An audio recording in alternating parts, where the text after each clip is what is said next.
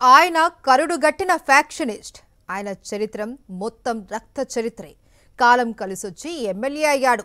పచ్చ పార్టీ అధికారంలోకి రావడంతోనే ప్రత్యర్థులపై అక్రమ కేసులు పెట్టి వేధించడం ప్రారంభించాడు. టీడీపీలోని ఆధిపత్య పోరుతో ఒకరిని ఒకరు చంపుకుంటే ఆ కేసులో మాజీ ఎమ్మెల్యేని ఇరికించి పైశాచిక ఆనందం పొందుతూ ఉన్నాడు.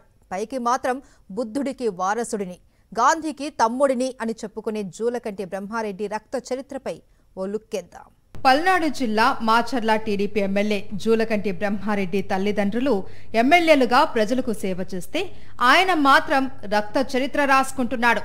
కరుడుగట్టిన ఫ్యాక్షనిస్టుగా తయారయ్యాడు.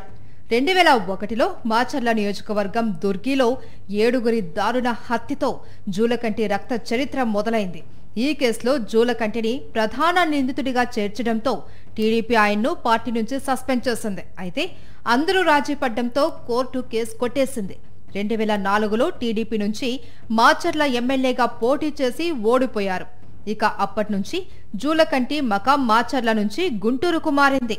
చంద్రబాబు తనను మోసం చేశాడు అని ఆరోపణలు చేస్తూ టీడీపీకి దూరంగా ఉన్నాడు.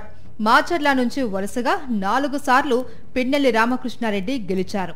పిన్నెల్లి గెలిచిన తర్వాత మాచర్లలో ఫ్యాక్షన్ రాజకీయాలు పూర్తిగా కనుమరుగయ్యాయి.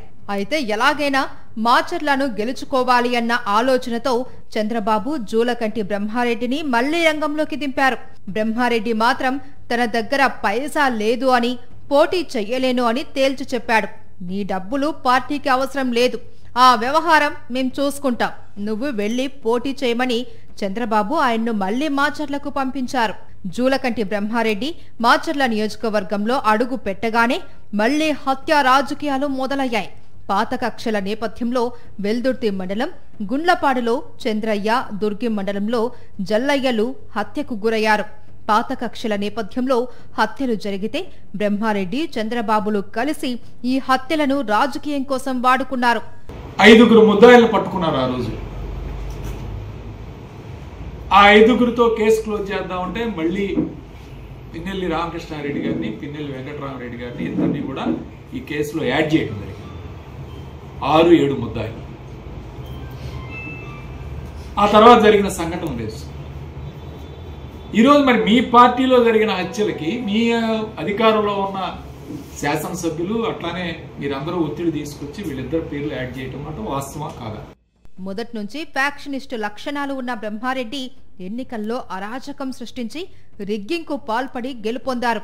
గెలిచినప్పటి నుంచి పిన్నెల్లి రామకృష్ణారెడ్డితో పాటు వైసీపీ కార్యకర్తలు, నాయకులను వేధించడం మొదలుపెట్టారు. తన అనుచరులతో వైసీపీ నాయకులు, కార్యకర్తలపై దాడులు చేయించడం, ఇళ్లు కూలగొట్టించడం, అక్రమ కేసులు పెట్టించడమే పనిగా పెట్టుకున్నారు. ఇక పిన్నెల్లి సోదరులపై కేసులు బనాయిస్తూ ముందుకు వెళ్తున్నారు.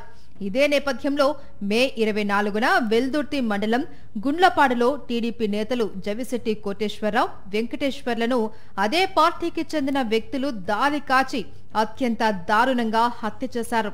హత్యకు ఉపయోగించిన కారుపై జూలకంటి బ్రహ్మారెడ్డి స్టిక్కర్ కూడా ఉంది.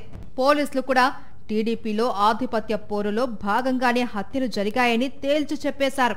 కానీ బ్రహ్మారెడ్డి మాత్రం ఈ డబుల్ మర్డర్ను పిన్నెల్లి సోదరులపై నెట్టేశారు.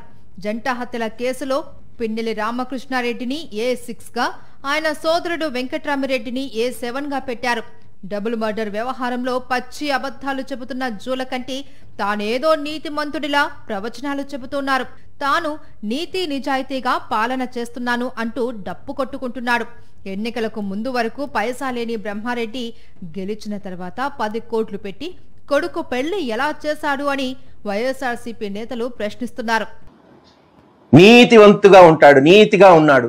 మరి నీతిగా ఉంటే 1.5 సంవత్సరంలో గుంటూరులో, వెల్దుర్తిలో 10 కోట్లు పెట్టి పెళ్ళేట చేసావా బాబు? చెప్పు. ఇక్కడున్న మా అందరికి సంపాదిస్తాం, అలాగే సస్తనం అప్పులు తీర్చుకోలేక. ఆ కిటికేందో చెప్పు. 18 నెలల్లో 10 కోట్లు పెట్టి పెళ్లి చేసామంటే సామాన్యమా? జూలకంటి బ్రహ్మారెడ్డి అరాచకాలతో మాచర్ల నియోజకవర్గం అట్టుడుకుతుంది. ఒకవైపు వైఎస్ఆర్సీపీ నాయకులపై ఇష్టం వచ్చినట్లుగా అక్రమ కేసులు బడాయిస్తూ అంతా ప్రశాంతంగా ఉంది అంటూ ప్రచారం చేస్తున్నాడు జూలకంటి. కర్మ ఎవరినీ విడిచిపెట్టదు అని వైఎస్ఆర్సీపీ నాయకులు జూలకంటిని గట్టిగా హెచ్చరిస్తున్నారు.